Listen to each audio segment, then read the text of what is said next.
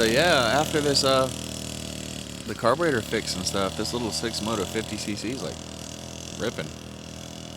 And I do put a little more oil than it says in it, just because kind of needs it. But yeah, I mean, it's great. You can just sit it after it's all fixed and stuff. You can just idle all day. He's still practicing and learning. He's doing really good though.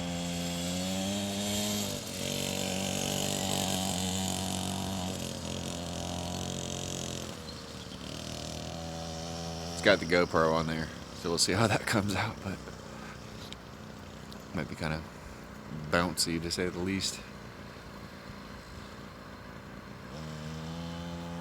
Bike's been good though, but I do put a little more oil, so it looks, yeah, it definitely smokes a little more. That's by choice. I think it needs a little more lubrication than they say, even though 25 to 1 is already pretty oily. I do a little more, probably like around 20 or so. Kind of just guess. Alright.